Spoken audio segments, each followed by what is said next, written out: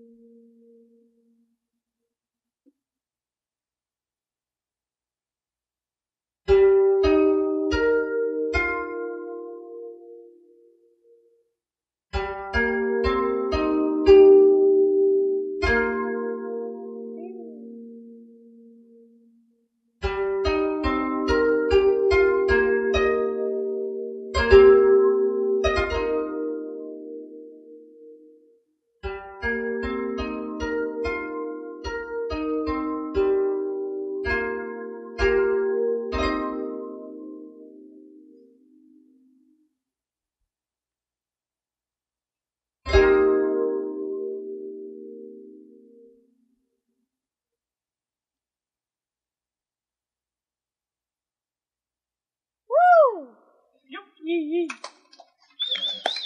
good.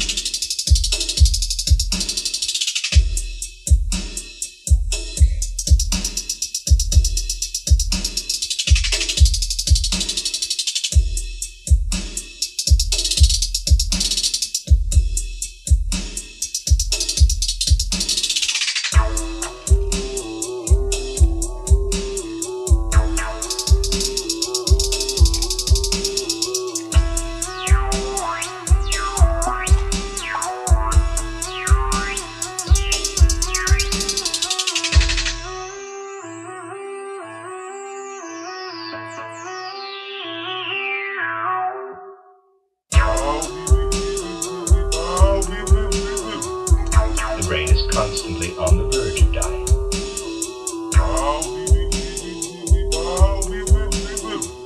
Well, gentlemen, I'm sure you have heard. The brain is constantly on the verge of dying.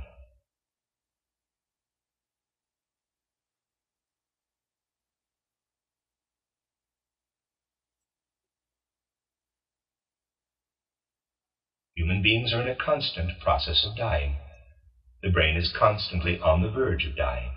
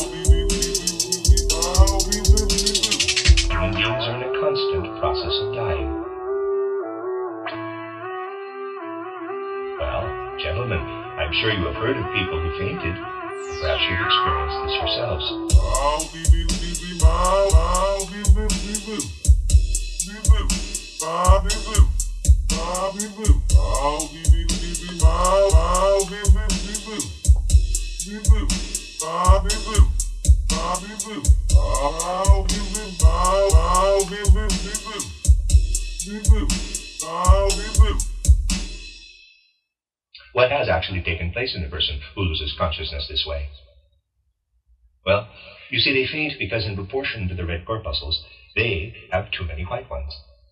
Human beings must have a certain proportion of white to red corpuscles to be properly conscious.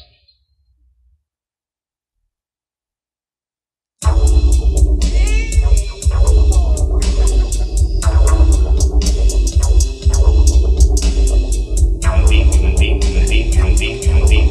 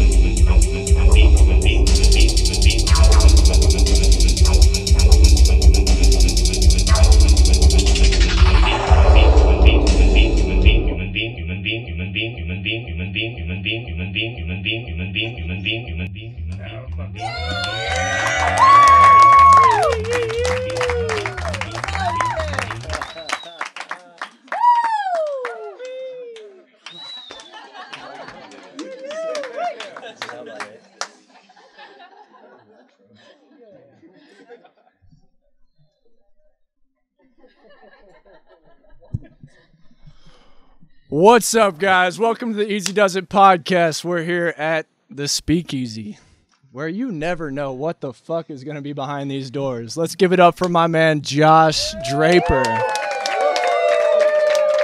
He has a name. Josh, amazing performance, man. That was so incredible. For me, this is just such an amazing way to bring this opening night to fruition. A lot of effort from a lot of people in the house and a lot of people in this community has gone into this space. 5 weeks ago, this room was literally a conversation over a beer. It didn't exist. And it's here now.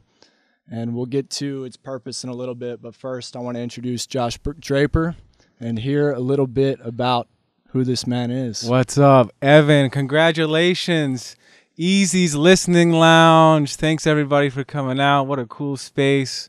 What an opportunity to watch everybody challenge themselves today. As everybody was setting up this studio, everybody was challenging themselves with new equipment and new spaces and like new technology. And this place is like the perfect place. You know, I've been working with this technology for a year and a half, and it's so hard to find like an open mic or somewhere to drop into to even like get feedback from this stuff, because it takes a little bit of a setup and you need a little bit of an intimate space with people who are curious, you know, willing to listen and watch. And when Evan and I talked about this, it was so perfect, and I'm deeply honored to help set the tone for what's going to be a vibrant and long-lasting podcast here in Austin. Awesome. That's exactly what we are trying to encompass in this room, is that there is a lot that has led us, all of us, to this exact point in time, in this space, and the ability to share that together is truly special. This room was formulated on one idea and one idea alone. It's for us to all be better listeners. And I've been in the process of just this trial and error and learning the proof of concept of what it meant to share space and how we could do that in a format that would be fun to share and where we could all grow. And the most important thing is that we are encompassing such a simple, you know, formula of human nature is conversation and storytelling and taking a moment to hear one another. And this space has a power of doing so. The first time I walked in this space and I heard this room, I knew that it was the perfect place. I've been calling it the void. And It does feel like a void. it's a place you walk in and you just start listening, man. And we can fill that with stories. We can fill that with music. Last night we brought it in with comedy. If there was anybody in the room that joined us last night, it was awesome. And I'm so excited to today. Let's take a moment. Let's listen to Josh Draper. Let's hear his story. And that's what this space is going to be about. Is every time you walk through that door, there's going to be something new that you're not expecting. That's why we're keeping it anonymous.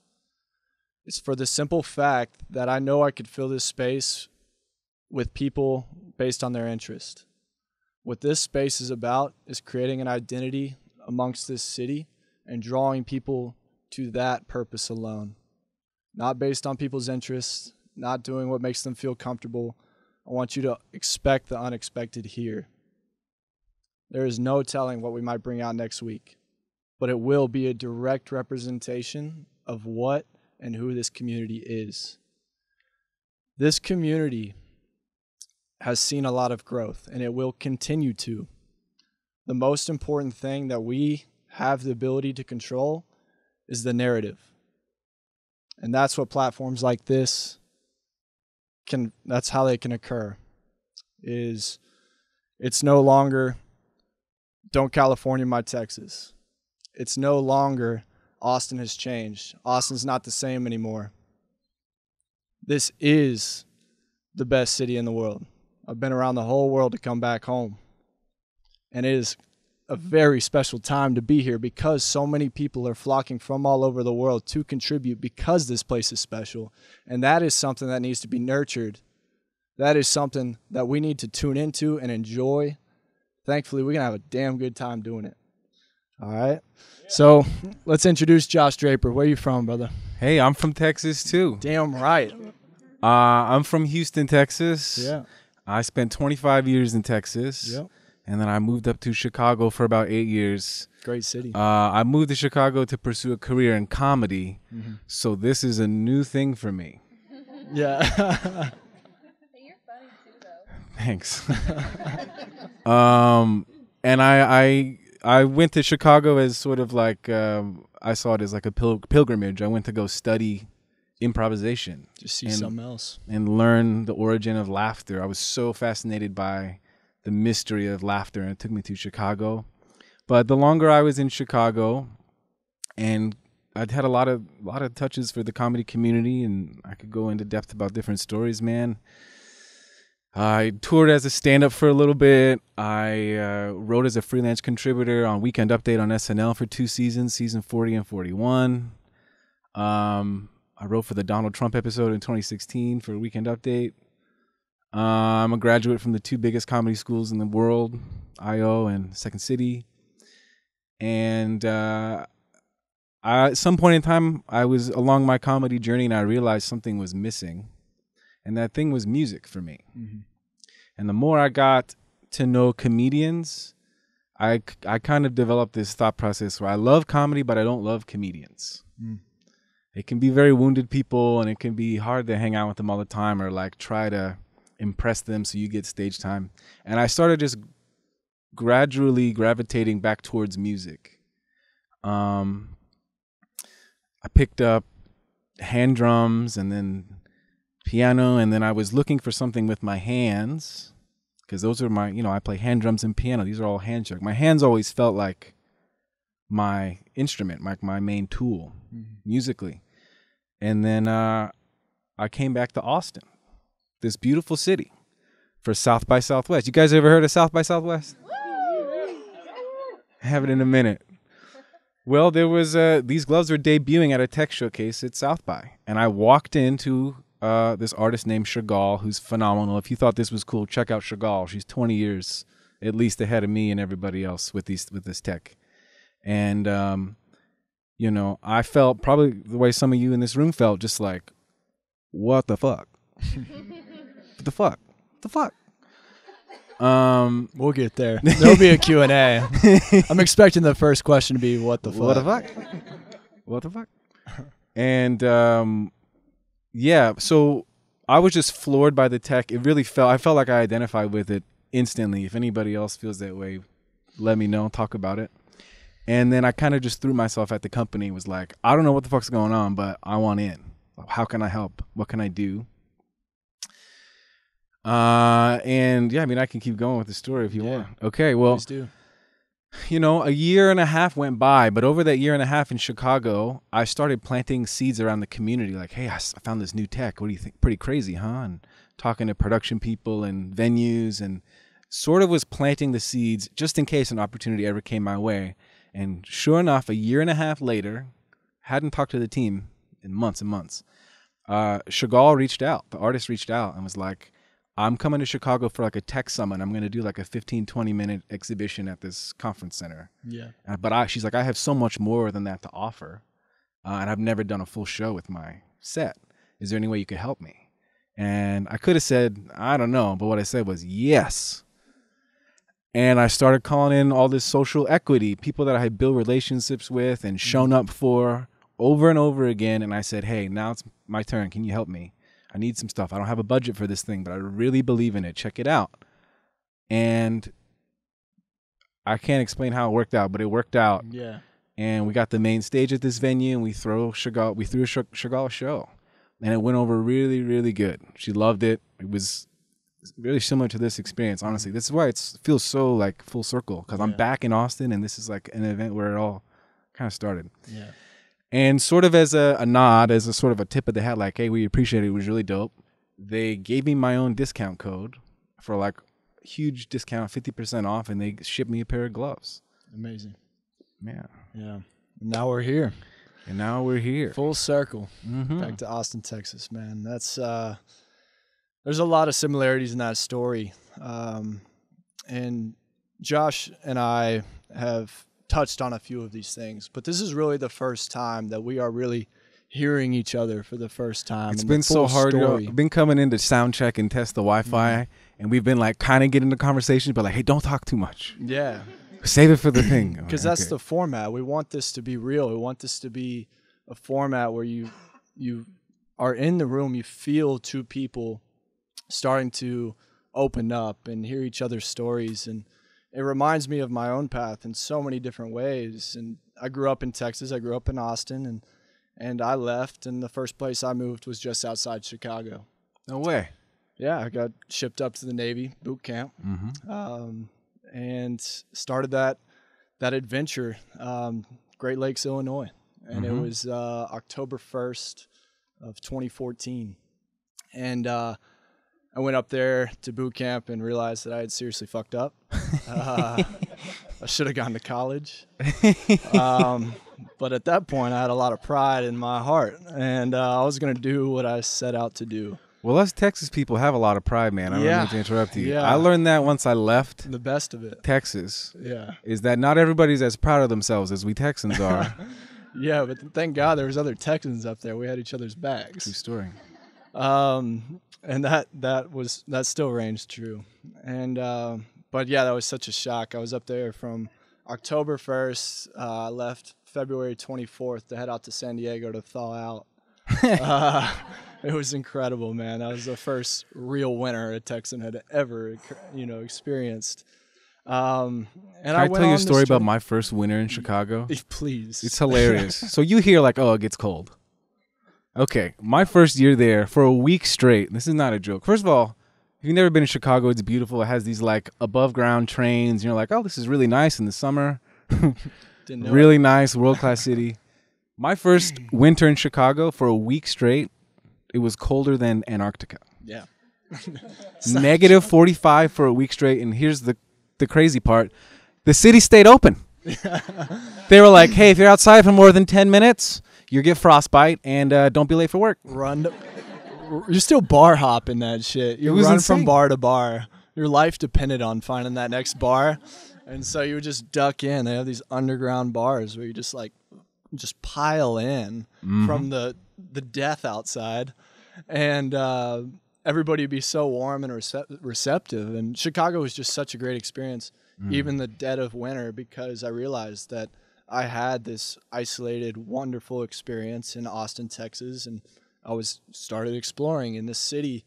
I saw that I had related it to these bigger cities, New York City, LA, and I assumed everybody would be rude and on their own schedule and had somewhere to be and didn't care about us, and that just wasn't the case in Chicago. And it was the first big city I'd really been into, that I realized that, one, my initial perspective of who these people were was wrong, and I had some learning to do, and the only way that I could do that was to integrate and talk to people, and which is tough. I grew up in Austin, Texas. Everybody's friendly, and so I wasn't afraid to walk up to anyone. And so I had no shell leaving this state, and I knew I was in for it at that point. But something that's interesting is I went that way. I went that direction. I served for over 6 years. And one thing that I was always missing and brought me back home and that I look forward to for the last couple years was music. And, I grew up a musician myself. I haven't practiced in years, but I knew it was something that was so essential in my life, and that I grew up with an appreciation for for artists and for people expressing themselves because of how special this city was. And it's not something that I'm going to see fade out because we enjoy it for the next year or two. We can't idly sit by and enjoy what is good. We have to speak up. We have to use our voices. We have to enjoy it. We have to point our finger at it. And that's what we're doing now. We're doing it with cameras. We're doing it with mics. Doing it with lights. A lot of shit. There's a lot of shit going into this. But the purpose is really just to expose people to individuals, to industries, to perspectives that they wouldn't ordinarily hear. I know a lot of people that grew up in Austin, Texas and still live in Austin, Texas that have lost their lust and like forgotten what this city is about. I've been talking with Black Fret about, the fact that we don't think, and don't take this the wrong way, that Austin, Texas is the music capital of the world. We don't. But we're not sitting back and letting it go. We will be the music capital of the world, but we're going to do our part. That starts with sets. That starts with pop-ups. That starts with spaces. That starts with venues. That starts with reinvigorating what the city is about and has been about, educating people that are moving here, but also doing just that, making people that know this city fall in love with it again. I had to leave to find out how special this place was. I won't forget it again. I'll be in and out, but this is home. This is a good spot. That's what brings us here today, man. It's just this complete expression through tech, through stories, whatever it is. We get to meet individuals like Josh. I resonate with that 100%. I would come back to Austin almost every year, once or twice. I have some family here. I come back for South by. Mm-hmm. And please come back. It felt really familiar every time. And for a long time, I used to say, I'm in Chicago, but my heart's in Austin. And, when the 2020 experience happened, don't sue me, Justin Timberlake. The pandemic hit, and I had just got these gloves, and I had these big plans to do a big showcase in Chicago. I was like, I'm gonna build this whole show. It's gonna be funny and musical, and then Chicago shut down, so I just had to start teaching myself this thing. So one thing that's important about this story is that I didn't know anything pre-pandemic. Anything about digital technology or music. All I knew how to do was hit things with my hands. It's a piano or a drum, I hit it and it makes sound. Or I talk to a microphone. I was pretty good at that. But when I opened this computer and I saw this tech and it's a whole world. You can go get a 4 or 5 year degree in audio engineering, and I was trying to pick it up from scratch. And then this quarantine happened, the world stopped, and I was like, well, looks like I'm gonna go to school every day for a year. And I just started pressing buttons, turning knobs. I didn't know what I'm doing. I still don't know what I'm doing. That's where we want to be. And that's what drew me back to Austin. That's what felt so aligned with this today, is that you guys are trying new gear. This is a new space. Podcasting wasn't something you've done forever, Everybody that was here building this set today, and probably lots of people in this room, is engaged with stretching a little farther, challenging themselves a little more. And the city is full of bold artists that are doing that, and bold people that are looking for a little more than what maybe the rest of Texas has to offer. And it just felt so good to come back to the tangible interconnectedness at Austin. The second week I got back was the snow event. So I'm coming back from Chicago. I'm like, thank God that's over. Get to thaw out, It snows, and then everyone's like, Josh, come play in the snow. I'm like, no, I'm good. But what I noticed right away was everybody was helping everybody. The neighbors were going to get food for neighbors. I had a bunch of winter clothes. People were housing people they didn't know or know very well, or maybe not know at all. And Chicago at times felt like a little bit of an island. I'm there, but I'm on my island. But Austin has this tangible interconnectedness that I could feel right away. Yeah. It's this studio, this podcast, everything is such a beautiful representation of that. Is this interconnectedness that the city has, where, I ran into Josh 2 or 3 times before I woke up and was like, there's something here, and that's a representation of everybody that has worked together on this and moving forward what we're looking for. When our paths are just intertwining like this, we got to pay attention. There is no such thing as coincidence. And in this city, there's not enough room for it. I've been expressing a lot lately that, yes, there is change coming. There's a lot of money. There's a lot of business coming from New York City. There's a lot of people coming from California, sure. But there's something special about moving. It's an optimist way of, setting off on an adventure and hoping to start over, to reinvent yourself, possibly reconnect with friends that you have missed or explore new places. That is not something where people need to arrive and feel like there's no sense of receptivity or acceptance of who they are, because Austin, Texas is not that place. Austin, Texas is a place where people came for a long time to express themselves, and that's what makes this place special. We cannot see that narrative start to turn where nobody's welcome because quality of life is going up and so are the housing prices. We'll figure it out.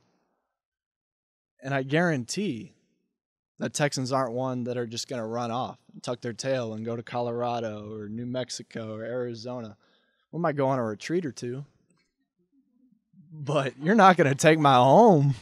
And that's an interesting place to be. So, as we move forward, it's just really important that we start to encapsulate, the people that are either from here or moving here and what they have to contribute. And that's what's going to shape our future. That is what is going to define our culture. And that is what's going to reinvigorate the city and make it alive. We just keep that train rolling. It's up to every single one in this room. I hope tonight sparks ideas. I hope tonight inspires you. I hope tonight that you meet somebody that you've never talked to in your life and you find out something about them that gives you just that. It makes you feel. Listen to one another. It's really fucking important. There's a reason that I've put myself in this seat and built this room, is because I can be a better listener, and I wanted to practice that, right? That's the reason probably Josh has joined me, is because conversation is something that we want to engage in, to find these little snippets, find these little, granulars in life that just start leading us in the right direction. Because we've gone far and wide to find that sense of direction. Absolutely. So I'm really want to dive in real quick. It just seems like such incredible timing that, you set your mind on obtaining these gloves, or at least exploring it because of the tech. And, is for me, seeing what people have come out of the pandemic and created in quarantine, or with that time, that self-introspection, that time alone, that they just wouldn't have taken a step outside of their ordinary routines. There are some of the most beautiful things being created, and people are listening and feeling each other once again. And that's something that we'll start to forget if we just get right back in the swing of things. But it's moments like these that will lead to us being reminded that there are things to explore. Sucking at stuff is hard. That's true. And in comedy, they say sometimes the only way to grow is to fail. Yeah. And if you're failing in comedy, it's how you know you're learning. Yeah. Because if you're winning every time, then you're not really challenging yourself. Yeah. No one likes you 100% of the time. Yeah. It just doesn't happen. If everybody likes you 100% of the time, you're probably not doing anything important, or I don't know. You're not grounded enough in something. Yeah. I don't know. I didn't say that right. You guys know yeah, what I'm talking about. I'm tracking. Yeah, I think. What's on the horizon for you, man? What if these gloves opened up in your mind of possibilities? Is it continuing the exploration of this technology, and challenging, what, people that may be 20 years ahead of know. Is it the idea that you can pick up, another habit, another practice, and go through that period of sucking and figuring it out, and then showcasing it, and how beautiful that must be, the amount of hours that you have put in on your own time to get to this moment it spoke to me, it has spoken to them, and there's no telling where that can go. Yeah, my most sincerest motivation through all that, through comedy, through music, through the rest of my human experience, is just to get closer to filling my potential on this planet. I'm not trying to compare myself to other people. In fact, I prefer to be uncomparable. To define is to limit. Don't tell me what I am. I'm a comedian plus. I'm a musician plus. 2.0. 2.0. And so this represented novel territory, unwalked territory. That was exciting for me. That's why improv was always exciting for me, because you never know what is going to be there. You never know what you're going to say or what you're going to have to respond to. In an improv show, 30 minutes will go by and I was a dad, a son, a dinosaur, a star system. Like, what? Never been a star system before. That's how I feel in real life. And how I feel in real life, yeah. Any given day, right? Yeah. I feel you. So that excited me. Novel territory, a new challenge. I love the word. You ever heard the word autodidactic? That's a first. Okay. Well, you are it, and probably a lot of people in this room. Autodidactic or autodidacticism is like someone who... What'd you call me? Gesundheit. Somebody who feels compelled to learn and teach themselves. I love learning. I love the art of learning is amazing, because the principles of learning something, you have to have a sincere love for yourself, or the first time you fuck up, you're going to give up. But what gets you through it is saying, you can do it. Hell yeah, you can do that. Yeah. You're awesome, dude. You can do that. Yeah. And trying new stuff and learning new things is a meditation of loving yourself at the end of the day. And so I love trying new things. I love doing new spaces. This is literally the second time I've ever presented what I've shown you guys today. And I don't know. I worked on it for a year in my basement, and I didn't know what was going to happen to it. Like, I looked up, the pandemic was like fading, and I was like, I still am in progress with this thing. Cool. Spent a year of my life in a music dungeon. And then I one of the main shifts recently that was a catalyst in you and I connecting was music again, and wanting to go back to the origin of music. I stopped doing melodies and songs and trap beats, and I got back into where we started there, the singing bowl, the origin of vibration and sound. And I've had a relationship with meditation and vibrational sound like that, but I'd never thought like I wanted to touch that. I wanted to create that. Innovate. Yeah. And then all of a sudden it struck me that like this is a really beneficial thing for me to do for myself. I was sort of fascinated with the origin of it. And then I started building a soundscape, which also represented novel territory, because there's only probably less than 200 people in the world that have this tech right now. There's a couple dozen people in the United States that are using it. And I'm on a call with this team once a week. And nobody is doing soundscapes or meditation. Nobody. I'm the first person that made a digital singing bowl. A digital didge. I made a digital didge. And once I started to get excited about that kind of thing, and like the way it feels when I'm just in my house listening to these sounds and frequencies, felt good. Yeah. And it felt exciting. And so I just went to this house party a few weeks ago, and I just dropped in and was like, I'm just going to set this gear up and tee off and see what happens. I was in that room for 3 hours doing a singing bowl. People kept walking in like, huh? Do it again. And so that was the first time that I remembered the way I felt the first time I saw the tech. Was like, whoa, what? And I saw that through someone else's story on their phone.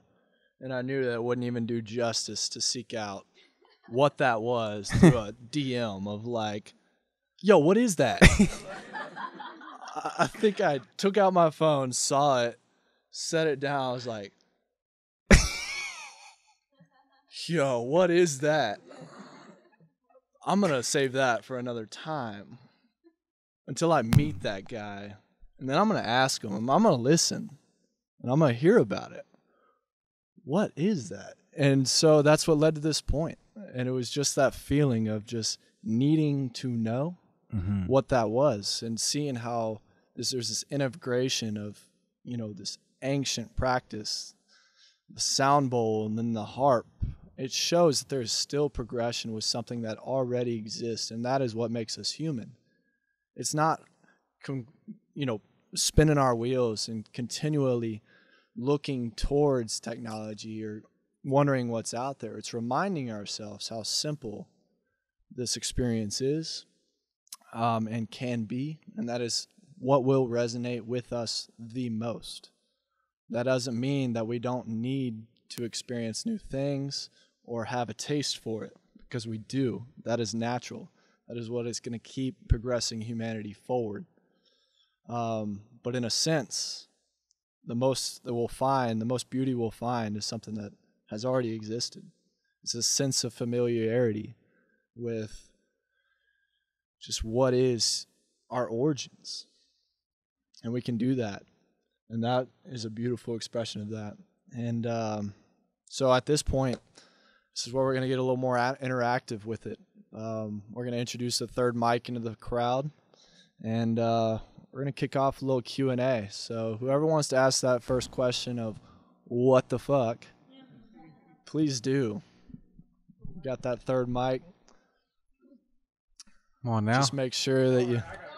Yeah, come on we now. We got him. Well, good Lord, let's get this started. All right. Oh my gosh. What the fuck? What the is right. Yeah.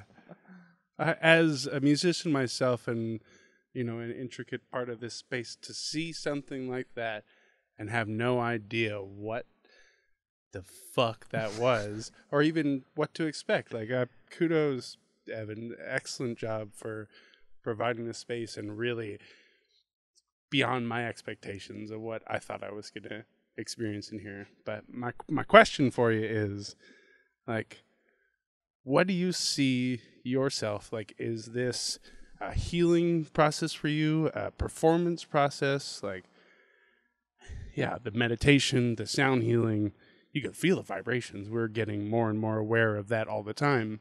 Where is your motivation or goals for that? You see it being an arena situation? Do you see it being, you know, a meditation retreat or whatever it is that you feel like? Yeah, I'd like to hear that. Yeah, thank you for that question. A couple answers. One is, I feel, as somebody who's performed a lot, I feel sort of I'm phasing out of the performative paradigm a little bit, even though this is sort of a step back. This is my favorite part, kind of co-creating, listening to the feedback, talking about what could happen with it. You know, my original thought was I wanted to create, you know, I'm a old school comic, but I feel more like a storyteller. And I wanted to create like a storytelling experience that's based in music and uses origin instruments and these new instruments to sort of help tell this story. And that has faded a little bit. This soundscape thing is really appealing to me because with the digital technologies, I don't have to have a car full of healing instruments. They're all in my hands. And you can be really precise with the frequencies, which is exciting for the healing space. Because as you parlay frequencies off each other, if the harmonies are perfect, the hertz are perfect, if the, you know, that can really build out and make the healing experience more potent. Your cells will be more receptive to it. So I'm really just scratching the surface with that. That's really interesting. I thought about doing these sort of custom soundscapes that are a little inflected differently. That soundscape, I call it forest because it's kind of foresty sounds. But I want to do one with whales and like space and satellites and like a sort of a homage to the ocean or space. And so you can kind of journey to different places and I can play all that up. But at the end of the day, I still write songs and I want to tell some stories with that. So again, just fulfill the potential of what the tech has to offer. It's deliberately open source. Like, they made these things super open source. So, you know, I'll tell you a quick story about somebody in our team that I work with has a daughter with cerebral palsy, and she can't talk. She can't really talk, and she can't even really make hand gestures to make sign language. But because this tech is so intuitive, you can tell it what to learn. And so they taught the gloves to understand the shapes that she could make with her hands. And now she can wear a little speaker, and she can go through ASL with these gloves, and for the first time, the voiceless has a voice. So I hope I can be half that cool. Yeah.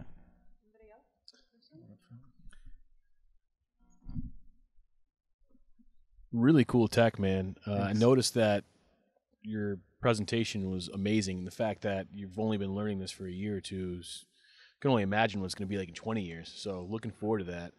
But I'm curious how the tech works. I noticed that you have sensors and gloves, and you also have those really cool shoes. Do those have sensors in it? And is there any other sensors that you're wearing that we can't see?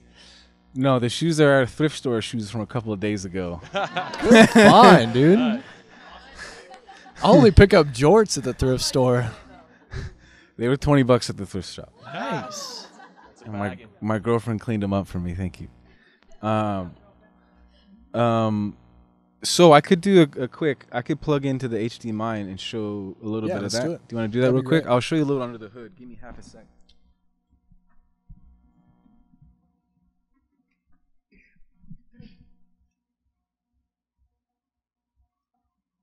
Let's give it up for Andrew LeBoy here as well. He's showcasing.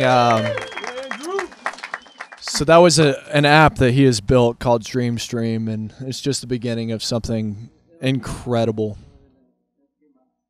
Yeah. It's just another example of, you know, how we're trying to create a space where people can contribute and show off what they've been working on, man, and it blows me away every time.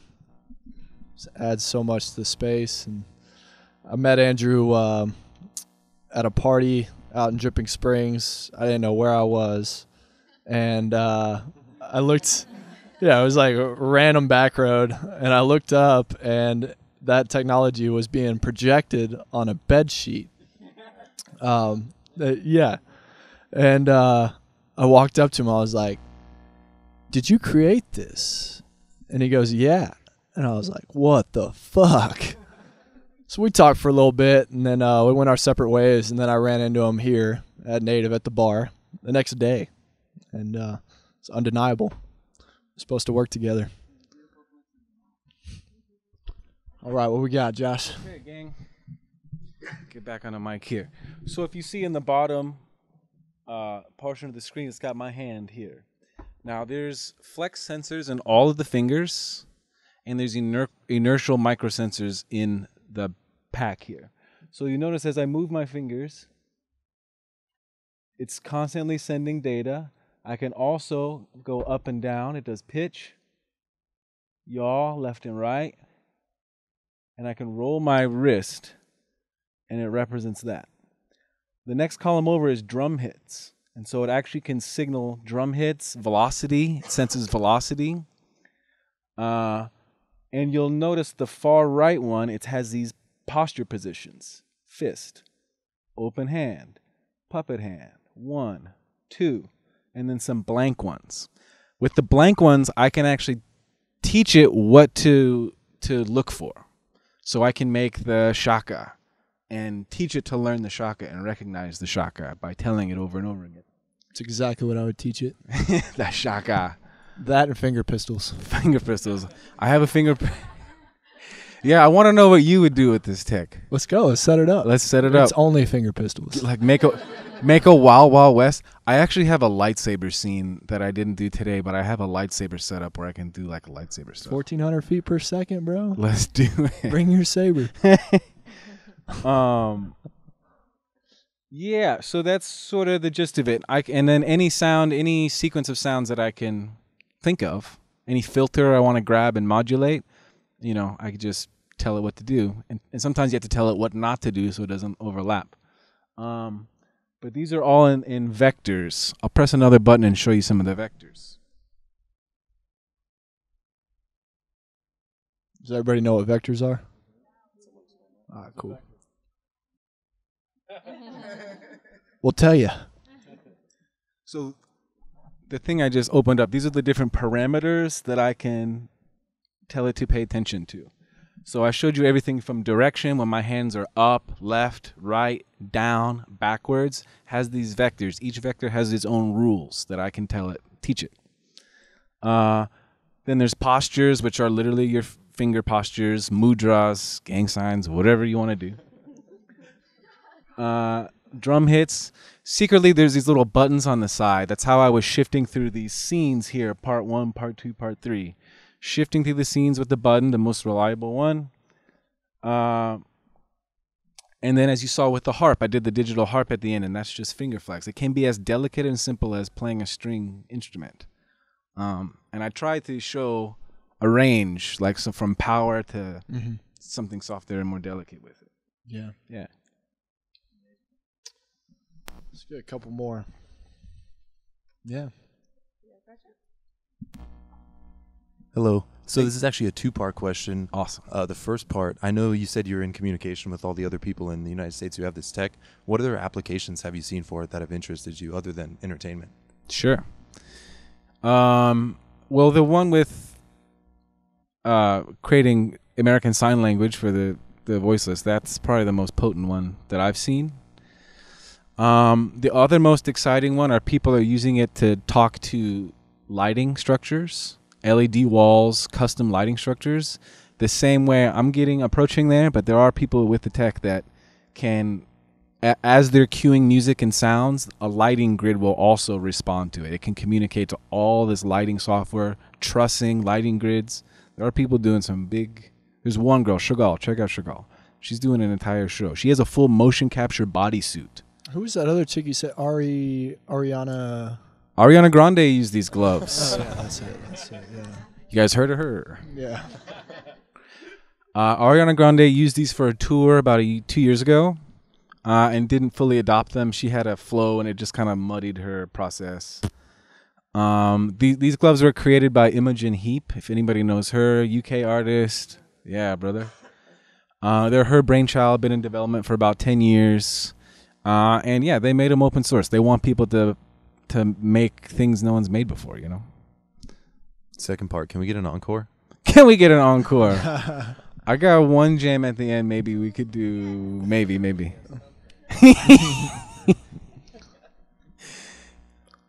Let's take one more.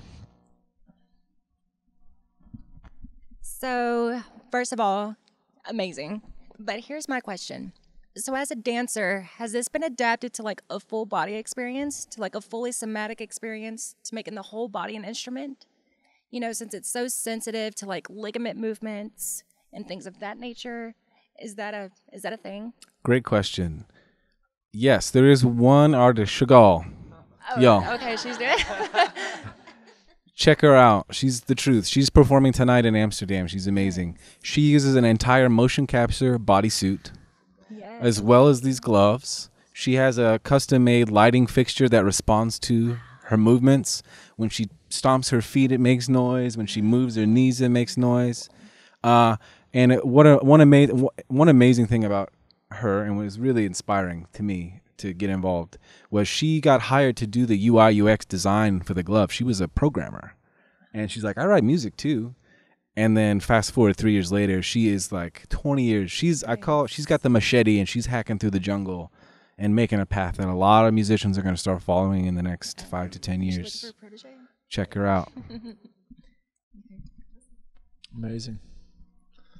Well, awesome, y'all. Thank you so much for joining me, Josh. Thank you for having me, man. This has been splendid. Thanks, everybody, for checking it out. It's supporting. Let's give it up, man. All right, so I think we got a few minutes. If you want to do one more, you want to do it? You know that one?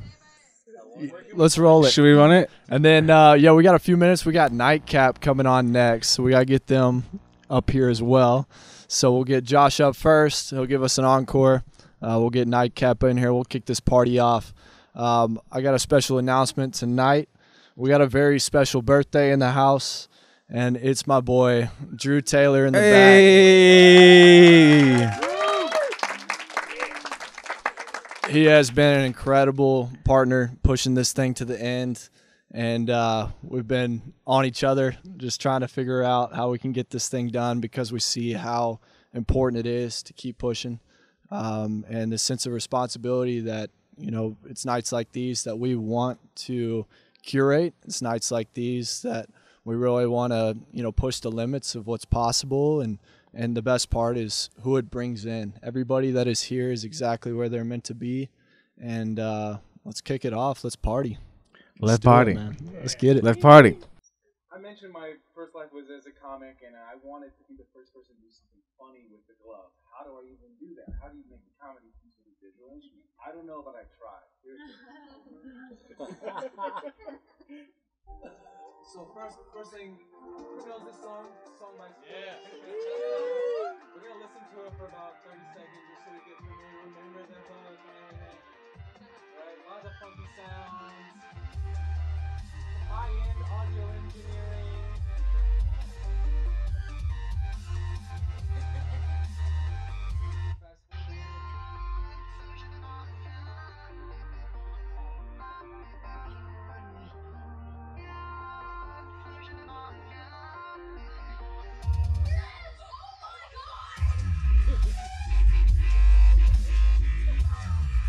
Okay, we get it.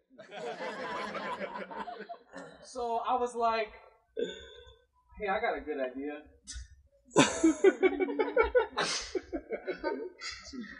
Let's see if this works. I haven't played this one in a couple of months, but let's see if this rocks. So I wanted to create, you know, a comedy piece, and I thought, well, what's the oldest dad joke in the book? Anybody? Anybody? Pull my finger. That's the one. Pull my finger. Hey, guy in the front, go ahead and pull my finger. Go ahead. Look, little tiny one. Evan's a little beefy over here. What you got? Yeah, man. Oh, Ev. You didn't know. So let's see here.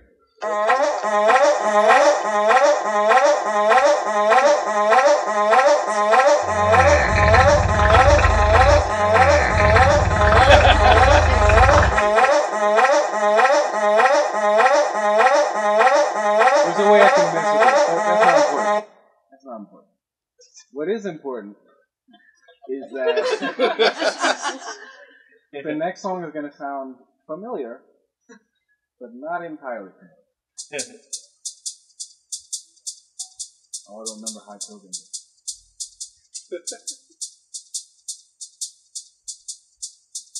How did I program it? Hold on.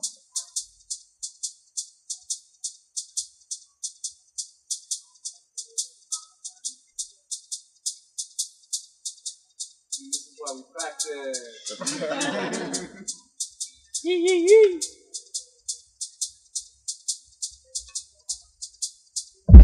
Oh God, no! That wasn't it. Hold on. How did I program it? It's a different one. That was it. Left that tab open.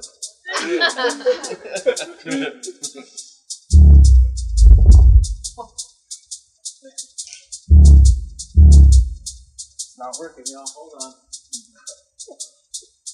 I will, if this doesn't work in 2 seconds, I'll stop.